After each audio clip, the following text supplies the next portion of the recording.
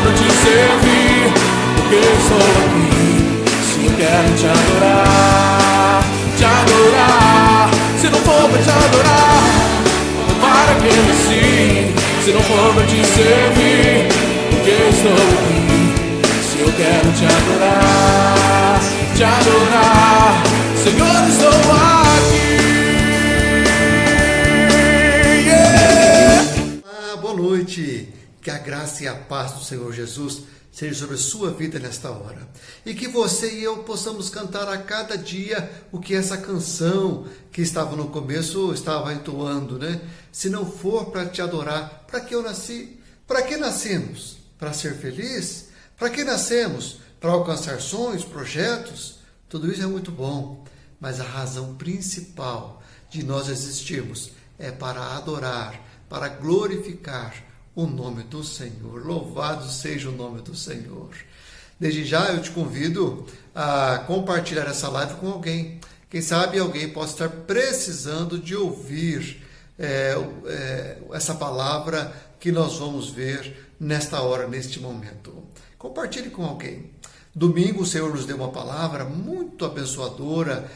O tema era vitalidade da espera. Está aí no YouTube, se você não acompanhou o culto domingo, veja aí no dia 13 de setembro, né? Vitalidade da espera, baseado no texto de João, capítulo 11, do verso 1 até o verso 16. E é uma palavra que o Senhor nos deu, alusiva ao mês de setembro, que é considerado chamado Setembro Amarelo, um tempo de falarmos sobre a valorização da vida e, quem sabe, ajudarmos algumas pessoas a desistirem da ideia de pôr fim à sua própria vida. Uma coisa que normalmente leva as pessoas a pensar em suicídio é a tristeza. Lidar com a tristeza não é algo fácil. Aquela tristeza persistente, aquela tristeza que muitas vezes acaba levando à depressão. Eu gostaria de te convidar para agora, nos próximos minutos, nós assistimos um trecho de uma palestra que nós ouvimos o ano passado sobre ansiedade. Essa palestra foi ministrada pelo reverendo Marcelo Gomes, naquele ministério chamado Homens com Propósito. E também na descrição, nos comentários aí da nossa live, eu vou deixar o link, caso você queira ver a palestra toda. A palestra toda tem 45 minutos, mas nós vamos ver apenas 20 minutos da palestra. São dicas, 5 dicas para nós aprendermos a lidar com a tristeza. Acompanhe aí, é bênção. Quais são os passos para vencer a tristeza? E aqui eu acho que é o ponto para nós aqui, não só para nós, porque é claro que nós passamos pela tristeza, enfrentamos a tristeza, mas até para a gente de alguma maneira ajudar outros. Porque conviver com gente triste é próprio dos relacionamentos. Assim, não tem como fugir de gente triste, até porque estão por toda parte. No mundo de hoje, tem gente triste dentro da nossa casa, às vezes. Quem tem filho adolescente, talvez seja das adolescências mais tristes de toda a história das adolescências, se é que eu posso falar assim. É uma geração de adolescentes deprimidos, tristes e às vezes tem um filho, um sobrinho. Primeiro passo, acolher a tristeza. Porque eu não sei, a gente vive numa sociedade que a tristeza tem que ser rechaçada a todo custo. E quanto mais você rechaça algo, tanto mais é difícil vencer. É igual assim, ó. Se você negar que você está devendo, você paga a dívida? Não. Se você negar que você está doente, você trata a doença? Se você negar a tristeza, você não vence a tristeza, você só tenta varrê-la para debaixo do tapete. Eu gosto de uma frase do Rubem Alves, você vai entender o que eu quero dizer. O Rubem Alves, que eu acho genial, ele tem uma frase numa das crônicas dele que ele diz assim: você tem medo da tristeza? Não deveria. Deveria fazer amizade com ela, porque ela é uma excelente conselheira. O que o Rubem Alves está dizendo? Se você está triste, ao invés de sair tentando rejeitar a tristeza, acolha. Aquela coisa de dizer, hoje eu estou triste, agora eu estou triste, não é uma determinação de tristeza para sempre, mas é um reconhecimento do seu momento, é lidar verdadeiramente com você. Agora, é fácil para você? Não. É fácil para as pessoas? Não. Hoje a gente vive numa geração que não aceita nem quando a gente está triste, devendo estar triste. Eu, como pastor, fiz muito velório. Eu falava isso na minha igreja. Eu falava assim, ó, o próximo que chegar num velório e pedir para o viúvo, para o filho que está enterrando o pai não chorar, eu disciplino e expulso da igreja. Porque é um festival. A pessoa acabou de perder um ente querido, chegou e falou, não chora não, fica assim não, alguém traz uma água com açúcar. Para! Talvez seja a única chance que a pessoa tem de chorar. A gente tem uma coisa com a tristeza, não pode ver ninguém. Você vê uma pessoa ali, você está triste? Fica assim, não, ó, Deus tem uma bênção para a sua vida. Tem, mas calma. Porque assim, a pessoa não está falando isso por fé, ela está falando isso por não saber lidar com o fato de que o outro está triste. Essa é a questão. Que é uma geração que não sabe lidar com isso, não sabe. Tanto que a tristeza e a depressão não são a mesma coisa. A tristeza é um caminho da depressão, a depressão é uma patologia. Só que se a gente vê alguém triste, se uma pessoa fala assim, hoje eu estou triste, a outra que ouviu fala assim, estou preocupado com o Beltrano. Por quê? Está meio deprimido. Não é assim? Fala, tudo bem, irmão? Hoje eu não estou bem não, estou meio triste. Mas você está tomando remédio? Mas por que eu tomaria remédio? Não, porque essa tristeza aí... meu psiquiatra... Você sabe que tem umas tiazinha hoje, talvez a sua esposa seja assim, que anda com remédio de depressão na bolsa. Não só para tomar, mas para dar. Um dia minha mulher estava numa... É sensacional, minha mulher estava numa festa da igreja, aí ela falou, eu ando meio abatida, tal, não sei o que. Uma senhora tirou um Rivotril da bolsa e falou assim, toma isso aqui, ó. Eu peguei da mão dela e falei assim, a senhora é traficante? A senhora sabe que isso é crime? A senhora é uma traficante de droga. Aí ela deu risada, tal, né, brincamos. Mas é um festival hoje, né? Você não está bem? Eu tenho um irmão que é médico, se você quiser eu arrumo uma receita para você. Filha, não pode. Não é assim que trata as coisas. Mas por quê? Porque ninguém lida bem com a tristeza de ninguém e ninguém lida bem com a sua. Não estou dizendo para você gostar, que não é possível porque é dor e desprazer. Não estou dizendo para você não lutar. Só estou dizendo que antes de você lutar, você tem que admitir que o adversário é esse. Antes de você vencer, você tem que assumir que a batalha é essa. Acolher é isso. Já que estamos no jogo, vamos jogar. Não vamos fingir que não tem que jogar porque já sai perdendo. Segundo, valorizar a lágrima. Principalmente nós homens. O que a gente aprendia quando era criança? Homem não chora. Nossos pais, eles queriam nos ajudar, eles queriam dizer para nós o seguinte, você não pode chorar por qualquer coisa. Mas a gente cresce achando que a gente não pode ser frágil, que a gente não pode ter um dia ruim, que a gente não pode, às vezes, se emocionar. Então, o que a gente faz muito? A gente esconde. Muitos de nós sofremos escondidos. Eu tive uma depressão, de fato, porque eu tinha outros sintomas associados há muitos anos, e uma das coisas que eu fazia era entrar no banheiro, ligar o chuveiro e chorar. E chorava 10 minutos. Chorava.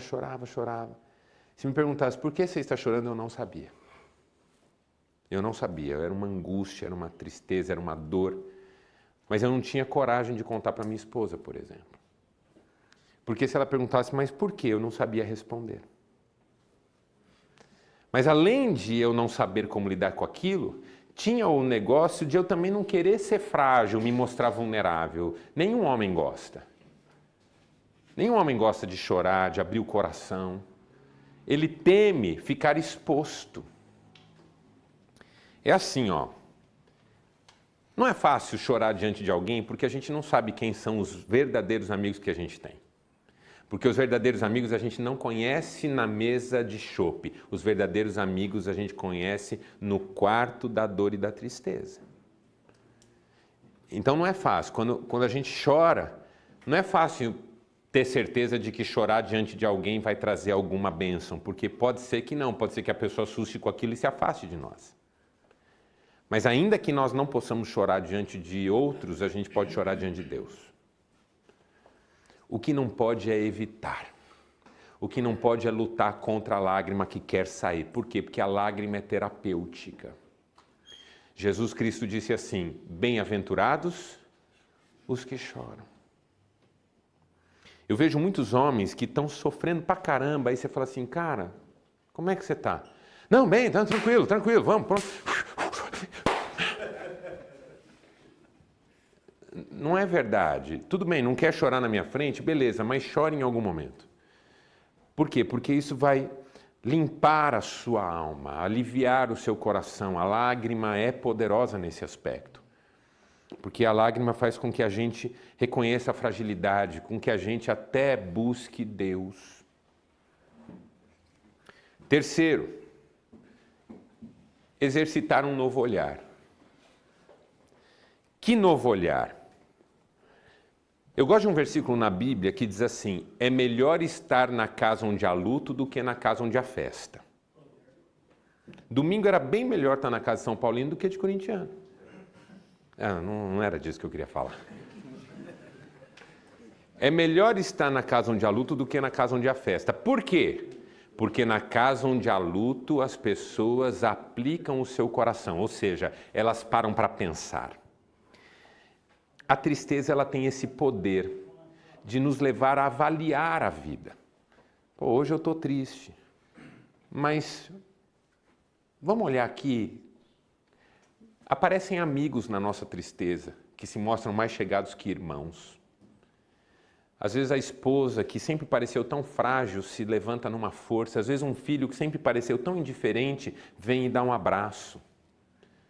Recentemente uma mulher dizia assim: no meu momento de maior tristeza, eu descobri o quanto meu filho é um presente de Deus na minha vida.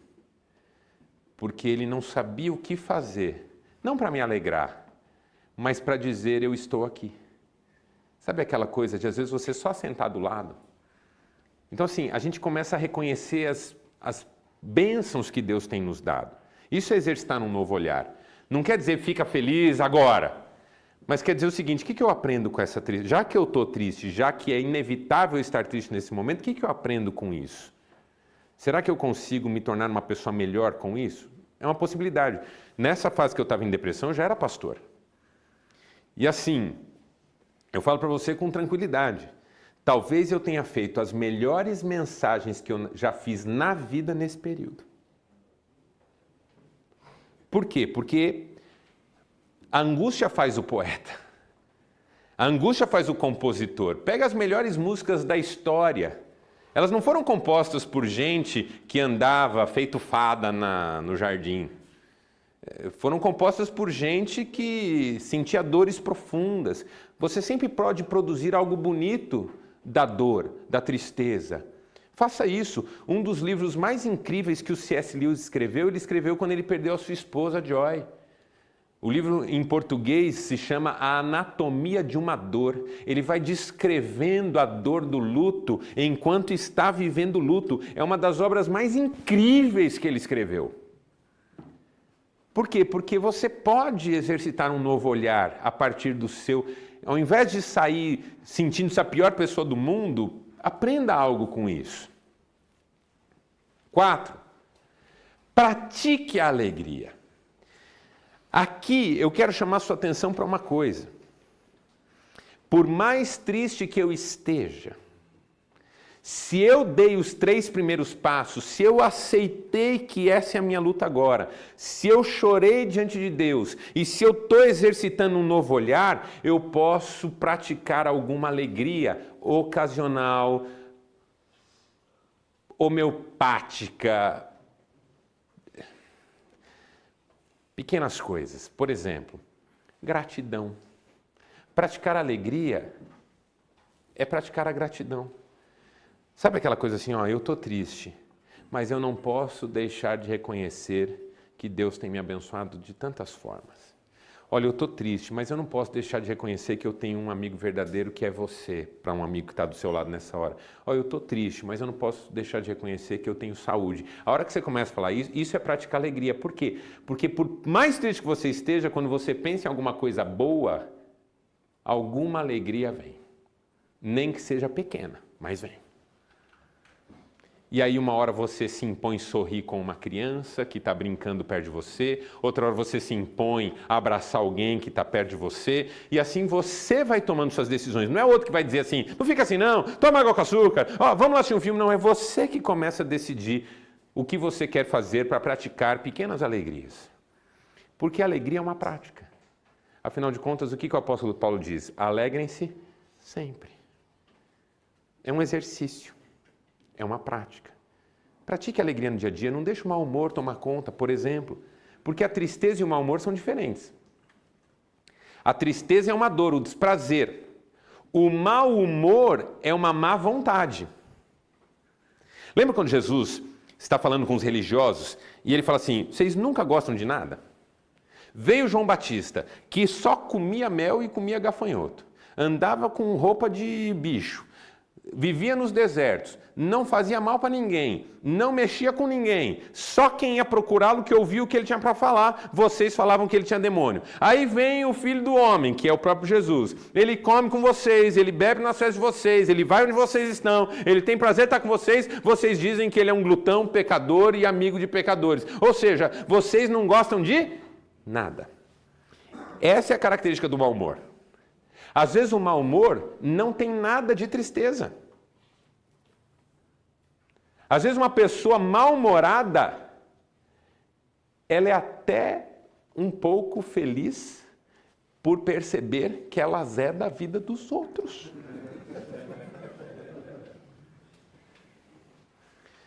Nossa, você assistiu Os Vingadores? Filme de criança. Não entendo como tem gente que gosta dessas porcarias. Desculpa ter nascido. Você viu o futebol? Futebol, tanta gente sofrendo no mundo, pão e circo. Você acha que a pessoa não tem um prazer em fazer isso? Claro que tem. A hora que você fica cabisbaixo, ela fala, sou melhor do que você. O mau humor não é tristeza. O mau humor é demônio, eu acho. Tristeza não. Entendeu? O bom humor é uma prática. Ver com esse novo olhar. É se permitir ser tocado pelo singelo. Porque o que é o humor, se não você se permitir ser tocado por aquilo que é singelo? A piada singela. As piadas mais engraçadas são as mais bobas. Piada muito elaborada, tudo mais, o cara está contando, você fala, cara, pelo amor de Deus, vai logo. Agora, piada boba, tem hora que você ri. O meu pai gostava de uma piada boba. Era o bom humor dele. Coisas singelas lhe faziam sorrir. É igual um casal feliz, eles riem de bobagem. Já percebeu isso? Casal feliz ri de bobagem. É gostoso. Bom humor é uma prática saudável. E o triste pode praticar o bom humor. Por quê? Porque ele pode se permitir desfrutar pequenas coisas, mesmo estando triste. O que Jesus disse? Bem-aventurados os que choram. Em outras palavras, felizes os que choram. Olha que loucura. Essa conciliação entre uma coisa e outra. E, finalmente, aprender do amor de Deus.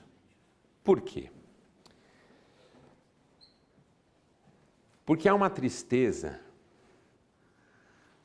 que vem de uma fonte muito específica.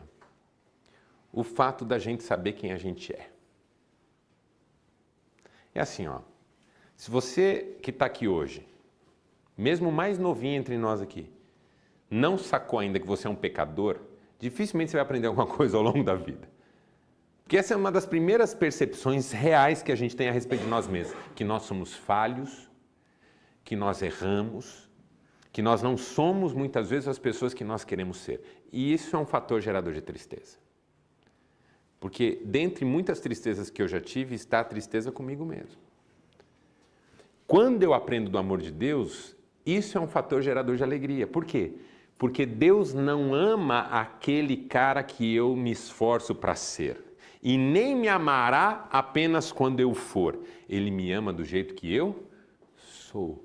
E isso é alegria. Por isso que a Bíblia tem um versículo que diz: a alegria do Senhor é a nossa força. A tristeza é resultado, a alegria não. Entendeu a diferença? O contrário da tristeza é a alegria. Ok, mas cuidado. Porque a tristeza é um resultado, a alegria é uma força. O resultado vem no final, a força vem no processo. Percebeu? Quando que eu preciso de força para lutar? Depois que a luta acabou? Não, enquanto a luta está rodando. Então a alegria não é resultado, a alegria é força. E a tristeza é resultado. Por isso a Bíblia diz, pode a tristeza durar uma noite inteira, a alegria vem de manhã. Por quê? Porque à noite não aconteceu nada. A alegria durou a noite inteira. Amanheceu, vem a alegria. Por quê? Porque a alegria não é resultado. Se fosse resultado, tinha que ter acontecido alguma coisa para ela vir. Ela vem de manhã porque ela é força para a gente levantar depois de uma noite triste e viver um dia na presença de Deus, porque Ele está no controle de todas as coisas. Para aprender do amor de Deus. Aí a frase que eu trouxe, eu achei deliciosa. Do William Perkins: não existe um filho de Deus que com intensidade maior ou menor, uma vez ou outra, não sinta o ferrão do pecado e as pancadas de Satanás. Mas essa tristeza é a notável graça de Deus, pois ela nos impede de confiar em nós mesmos e nos força a fugir para Cristo em busca de ajuda e segurança. Você tem medo da tristeza? Não deveria. Deveria fazer amizade com ela.